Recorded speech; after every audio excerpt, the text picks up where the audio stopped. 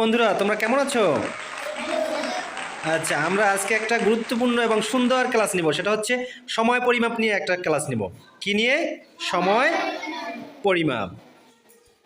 আচ্ছা, তোমরা এখানে কি দেখতে পাচ্ছ? মিথিলার হাতে একটা কি দেখতে পাচ্ছ? ঘড়ি। এটা কি ঘড়ি? কিসের ঘড়ি? কাটার ঘড়ি বা অ্যানালগ ঘড়ি। আরও একটা ঘড়ি আছে, সেটা হচ্ছে কি ঘড়ি? ডিজিটাল ঘড়ি। ডিজিটাল ঘড়িতে কি ওঠে? সংখ্যা ওঠে নাকি? আর এখানে এটা কাটার মাধ্যমে এই সময়টা কি করা হয়? দেখা।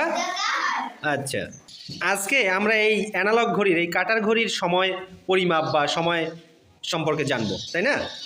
আচ্ছা, এই কাটার ঘড়িতে কয়টা কাটা দেখতে পাচ্ছ তোমরা? আচ্ছা, এইখানে যে লাল কাটাটা দেখতে পাচ্ছ, এইটা হচ্ছে কিসের কাটা বলতে পারো? সেকেন্ড। এটা হচ্ছে কি? আর যে তারপর লাল কাটার পর যে বড় কাটাটা, এটা হচ্ছে মিনিটের, আর এটা হচ্ছে ঘন্টার। তাহলে এই অ্যানালগ ঘড়িতে হচ্ছে তিনটি কাটা থাকে। তিনটি কি থাকে? একটা হচ্ছে মিনিটের কাটা, আর একটা হচ্ছে সেকেন্ডের কাটা, আর একটা হচ্ছে ঘন্টার কাটা। আচ্ছা, এখানে আমি দেখো এই যে ঘন্টার কাটাটা কিসের সোজা আছে? ঘন্টার কাটাটা দেখো তুই কিসের সোজা? ঘন্টার কাটা এই ছোটটা 9-এর সোজা। ঘন্টার কাটা আছে কিসের সোজা? আর মিনিটের কাটা আছে কি সোজা? আর সেকেন্ডের কাটাটাও 12 সোজা। তাইলে এখন এই কয়টা বাজে তোমরা বলো তো? এই ঘড়িতে এখন কয়টা বাজে? এখন বাজে কয়টা? এখানে কি 9টা। কারণ হচ্ছে ঘন্টার কাটা যদি থাকে, যেটা যে সংখ্যা সোজা থাকবে সেই কয়টা, আর মিনিটের কাটা যদি 12 সোজা থাকে তাইলে কি 9টা। আর 12-র পর যদি 1 ঘর হয় তাহলে 9টা 5, 2 ঘর হলে 9টা 10। এখন দেখো আমি কি করতেছি, একটু খেয়াল করো তোমরা। এই যে মিনিটের কাটাটা আছে, মিনিটের কাটাটা আমি ঘুরাইয়া এই 1 ঘর নিলাম। 12-র পর এখানে 1 ঘর নিলাম। এই 1 ঘরে মানে কত মিনিট? 1 ঘরে কত মিনিট বলতে পারো? এই 1 ঘরে কত মিনিট দেখো, কোনো 1 2 3 4 5, তাইলে একটা ঘরে কত মিনিট? তাইলে 9টার পর আমি 5 মিনিট ঘুরালাম, তার মানে এখন বাজলো কয়টা? 9টা। তারপর আমি এই দুই ঘর ঘুরালাম, তাইলে 9টা 10, 9টা 10।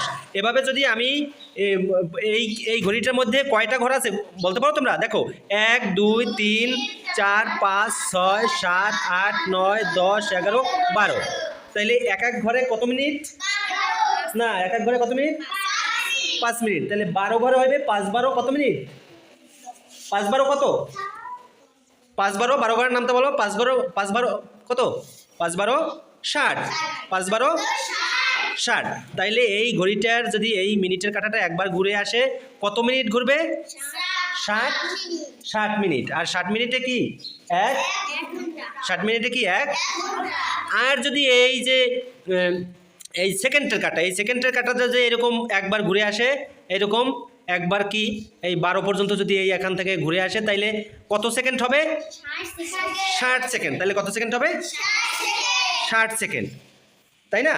আচ্ছা, তাইলে এই যখন এই 9টা এখন বাজে কত? 9টা কত বাজে? 10। আবার যখন এইটা এই আরও 5 মিনিট যাবে তখন বাজে কত? 9টা 15। তো এভাবে আমরা এই অ্যানালগ ঘড়ির সময় আমরা কি করতে পারবো? বুঝতে পারবো। এখন তো ডিজিটাল ঘড়ি, মোবাইলের ঘড়ি, সেখানে কি ওঠে? সংখ্যা ওঠে, ইংরেজি সংখ্যা। সেগুলো বুঝতে আমাদের তেমন কষ্ট হয় না, কিন্তু এই কাটার ঘড়ি চিনতে আমাদের একটু সমস্যা হয়। তাইলে আমরা আজকে ক্লাসের পর থেকে কি আমরা কাটার ঘড়ির সময় চিনতে পারবো? তোমাদের কেমন লাগছে ক্লাসটি? ভালো লাগছে। তাইলে আমরা জানি যে এই ঘড়ির মিনিটের কাটা যদি মিনিটের কাটা একবার ঘুরলে কত মিনিট হয়? 60 মিনিট।